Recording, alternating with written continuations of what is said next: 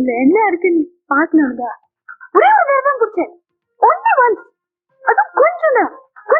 இங்க பாருங்க, இதுதான் பிடிச்சேன். குட்டி அஞ்சலி இங்க இருக்காங்க. இங்கதான் இங்க சார் இங்க இருக்காங்க. அஞ்சலி என்ன பண்ற? ஒண்ணுலப்பா, வீடு சுத்தி பாக்கணும்னு சொன்னாரு. அதான் என்ன எது புகையிற மாதிரி இல்ல? ஊதுவத்தி. இது ஊதுவத்தி மாதிரி தெரியல, இது வேற ஏதோ மாதிரி இருக்கு. என்னது? இது கொசுவத்தி.